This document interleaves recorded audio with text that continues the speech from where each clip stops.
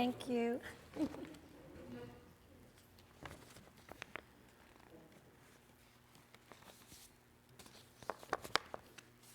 I'm old-fashioned.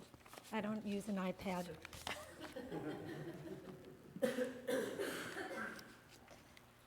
So before I start, I just want to apologize to anybody here who thought I was going to talk about yoga mats or yoga asana. Every time I kept typing off yoga off the mat, it would send to whoever the woman is who puts out the newsletter, it would say up. So my topic is about living yoga off the mat. And what's interesting about that is when we're on the mat, we get to see, because the body is a metaphor for everything we're living. The body never lies. So I'd like to start to tell you what my subject is taking yoga off the mat, baby steps, not quantum leaps, to transformation. Because transformation it's an interesting word, right? We think of transformation, a lot of times we think we're going to come out of the cocoon and be the butterfly and float away, and then we are healed forever and evermore. Right? How many of you have experienced that? So transformation really is not an event, right? It's not an event, but a process. And in terms of yoga, we call it a practice, right? We don't perfect it, we practice it. Deepak Chopra says that there are two ways you know that you're on the transformational path of change. You are no longer addicted to worry, and there is synchronicity in your life. And I thought it was quite interesting and validating that I must be on a path of transformation because I used yoga as my method or philosophy for sharing what I believe in my own life and the people that I work with is transformational as a practice. And today is the first International Yoga Day globally, which is really beautiful, and I didn't know that when I chose the topic. So I felt validated about that. The first thing that I believe in order to be on a path of change, and I'm going to use change and transforming off and on, is we have to give up the idea or the attachment to end results. Because when we are healing interpersonal relationships, there is really no end to it. It's an ongoing journey. And we've become, in our culture, a society that is attached to end results, right? Instead of feeling that we get value, we look for successes externally. So the first step to being on a transformational path of change is giving up and noticing when you're looking for the extreme things outside of you to give you what you really need internally, right? I work with people all the time that come to me in my counseling practice who are overweight and want to lose weight, or they can't find love in their life, or they can't have a baby, all kinds of things that they're looking for the end result to make them happy. And when I work with them, I say, you can still be happy and on the path and be where you are without thinking that end result is going to give you something that you can have right now. Because in the moment, I can be happy and still be overweight. I can be happy on my journey and where I am and not have the lover that I want in my bed, right? So it's like, how can I be in the process of where I am? I believe that the thing that is most prevalent in our culture today, and the way I work with it in yoga, is that we have two hearts, right? And in yoga we call it the anahata, the seat where it is the center of our own inner solar system is our heart, right? We just sang about it, right? We're raising the veil in our heart. And what I believe is that we have two components in our heart. One is the word anahata means unstruck. So it means that that's where your divine, unconditional love dwells, 100% of the time, always. It's there in me. The other side of my heart are where I hold collectively my wounds, my traumas, my hurts, my pain. And what happens over time is we get so caught up. We live in a culture that doesn't want us to feel, right? It teaches us to numb, to grab something, get rid of the symptoms, not deal with the origin of the issue. And I believe that every issue, I don't care what it is, has to do with a broken heart. And when we look at end result, it keeps us sometimes in despair. So I'd like to mention two things that happened this week.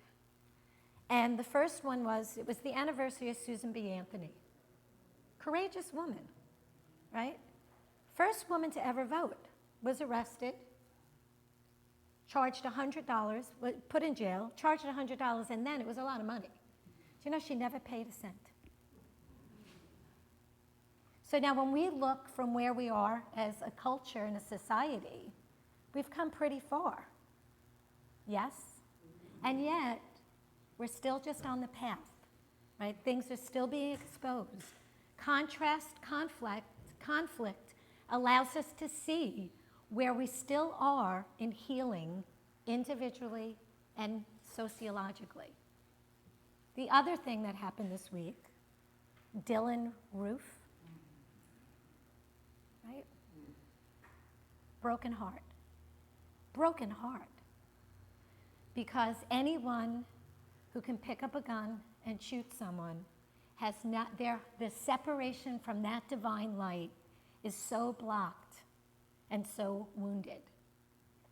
I want to read a quote by Martin Luther King. Violence never brings permanent peace. It solves no social problem. It merely creates new and more complicated ones. Violence is impractical because it is a descending spiral ending in destruction for all. It is immoral because it seeks to humiliate the opponent rather than win his understanding. It seeks to annihilate rather than convert. Violence is immoral because it thrives on hatred rather than love. It destroys community, makes brotherhood impossible. It leaves society in a monologue rather than a dialogue. Violence ends up defeating itself. It creates bitterness in the survivors and brutality in the destroyers. Hurt people hurt people. I want to read another quote. And I want all of us to not only think about the victims, you know, obviously we're not done healing the separation of racism in our culture. I mean, I have an African-American son. I know it. And it's an issue that sometimes I have to be really conscious about the story that I tell because he's a young African-American man, right? So I could tell myself a story that can make me feel despair, or I can tell myself a story that right where I am, he chose that body in this life to be the change, right? And so I ask all of you, not just the victims, but even that young man who's a victim of something in his life where he was not loved. Hurt people hurt people. That's how pain patterns get passed on, generation after generation. Break the chain today.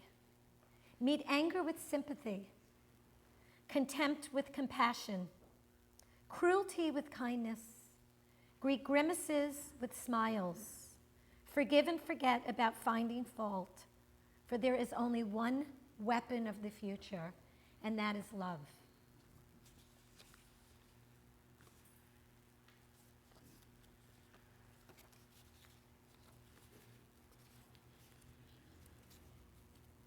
Many years ago, I took my first yoga class.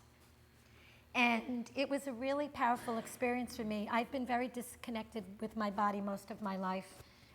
If we had a symptom in my house, there were all kinds of sirens that went off, like, wow, you know, it's talking to you. So it's taken me a long time to have a really deep understanding and listening to my body, mind, emotional, spirit connection, which I really believe is what yoga is. The word yoga means to integrate, to yoke together our oneness, right? To be one. Not just I, but we. That on an energetic field, we're all connected. From the victims to the perpetrators, we are one. When one loses, we all lose. And as I processed on my yoga journey, there were things that happened on my yoga journey that were kind of painful for me. I spent a lot of time before I became a yoga teacher practicing the spiritual philosophical approach to yoga. Very little asana, more about the spiritual God part of yoga. And then I moved to the east end of Long Island, and I went to teach in a yoga studio, and I was told that my style of yoga was less than that style of yoga. And I got shamed around yoga, teaching yoga. And I realized that, you know, I needed to do something bold and big. And what I did was I opened my own yoga studio. Because I thought, I want to teach yoga that teaches us how to live it. I don't care if you can do any asana on your mat. When you are in a situation, can you take your heart and practice the principles in all your affairs? Because it doesn't matter how loose your hamstring muscles are or how tight they are. It's really how loose or tight your heart is. I created my own style of yoga, and I taught my first yoga teacher training this year. And it's called Heart Bliss Yoga. Ananda Heart Bliss Yoga. And Ananda is the greatest form of bliss. How many of you, like Joseph was talking about sugar, right? My son, we went out to dinner last night for Father's Day, and he was in bliss eating an ice cream sundae. Right? That's one form of bliss. Tastes good, sugar. Anybody here don't think sugar tastes good? Ananda is the bliss that you don't need a condition. It's God. It's your Godness. It's internal. So I came up with a 6-step focus that I'm going to share quickly. I don't know how much time I have. In what I believe is a way of changing, healing your heart, and connecting, embracing that heart so that you have a whole heart, not a separated heart. The first step is, and probably the most painful, or one of the most painful, is that we have to wake up. Right? We live in a world where we are in trances, and the trance is the trance of deficiency. And the deficiency is of our own value. We might think it's money, right? Might think it's, you know, not thin enough, all those other things, but at the heart of it is that I don't think I'm valuable. So when we first have that first opening, it's painful because we realize that we're in pain. Anybody relate to that? The crack, the beginning of the crack. The second stage is what I called acknowledgement. I can't move forward until I know exactly what I'm feeling, and I name it. And I name it by saying, I feel unlovable, because at the heart of everything is feeling unlovable. We've been taught, all of us, conditional love. Third stage is becoming accountable. Spiritual maturity means I become accountable. I stop blaming mom, right? I talk about my mom all the time in my yoga classes, right? Because there's a lot of history at her being disconnected hearts hurt people, right? So I stop blaming, I am where I am, and I take accountability about what am I going to do about it. That's spiritual maturity, spiritual muscles. No more blaming, no more shaming. Because when I blame and shame, the only person that I am hurting is myself. The fourth stage is I embrace and I accept that I am wounded. And not only that, that everybody is. And when I meet someone that pushes my buttons, it's only because we're touching each other's wounds. How different would we react if we held that, right, every time someone pushed our buttons? And that's where the heart work comes. And in yoga, I call it aligning with your heart. The fifth stage is once you've accepted and embraced that you're wounded, magic happens. It's the most loving thing you can do is accept. We begin to see our own authenticity. We're meant to be different. Right? We're meant to be different. How would the world look if we all look? I always think about, when they do Martian movies, they all look the same, right? It's like, how diversified and beautiful is our world? And I look at my son, who is one of the most beautiful human beings I've ever met. And when I think people judge him because of his skin color, I feel so sad for them that they miss out on seeing and being with beauty. When we're authentic, it takes courage to be authentic because it doesn't mean everyone's going to like who you are or what you say or how you do it, like Susan B. Anthony. Think those men liked that she went and voted? How dare she? How dare she? The last stage is the stage of allowing. It comes naturally, and we experience what Deepak Chopra talked about. Worry doesn't come like our addiction to it used to be. We feel a sense of trust and faith that is beyond our wildest dreams. And we experience a quote, "To be fully human is to be wild. Wild is the strange pull and whispering wisdom. It is the gentle nudge and forceful ache. It is your truth passed down from the ancients and the very stream of life in your blood. Wild is the soul where passion and creativity reside, and the quickening of your heart. Wild is what is real, and wild is your home." In yoga, we call it Shakti energy. It's that feminine, wild energy that, if not allowed to have safe boundaries, can cause recklessness. But when held by the masculine energy, which we call Shiva, right? Shiva comes, masculine energy, and penetrates, universal energy comes and penetrates in our heart the illusions, the ignorance, and the attachments we have.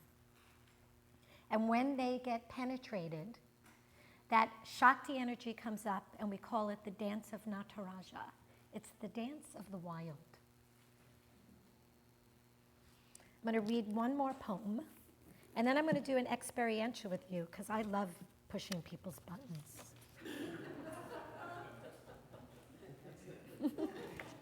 I'm reading from a book called The Radiant Sutras. The Yoga Sutras are the holy Bible of yoga, and they're usually translated through the masculine. I'm a tantric teacher. The tantrics believe desire is natural. Right? Anyone, look at what's happening with our priest, right? Desire is natural. Sex is natural. It's to be channeled, not to be suppressed. So this is the dialogue from the feminine perspective between Shiva and Shakti. Beloved and the radiant Lord of the space before birth, revealer of essence, slayer of the ignorance that binds us, you who in play have created this universe and permeated all forms in it with never-ending truth, I have been wondering, I have been listening to the hymns of creation, enchanted by the verses, yet still I am curious.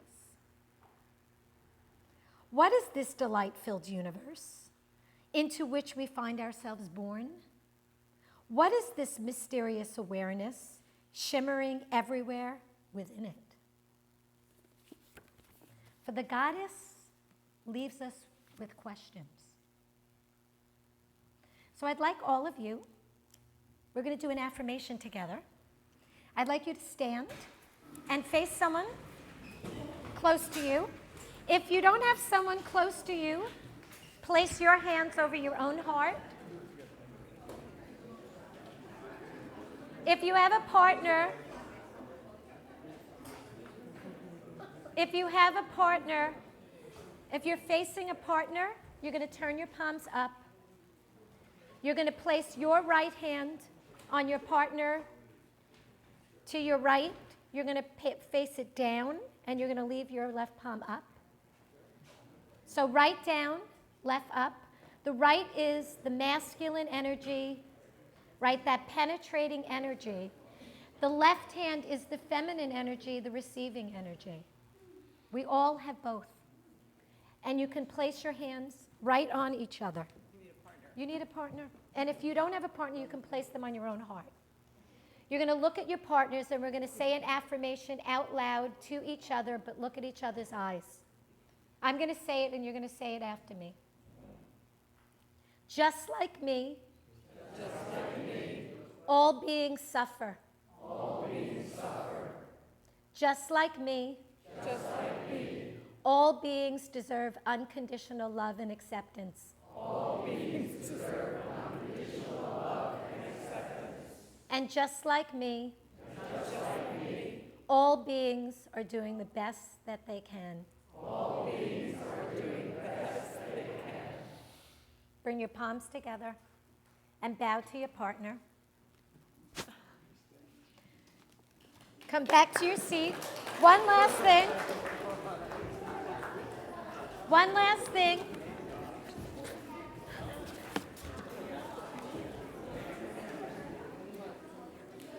I'm ending with 3 E's. The 3 E's of being on the transformational path. Life is about experiencing. You just experienced a heartfelt connection. Right? Experience teach us, not words. We're meant to be explorers. We don't get it done. And we're meant to be creative geniuses expressing our authenticity.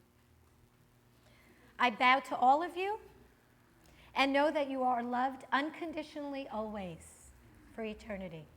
Namaste.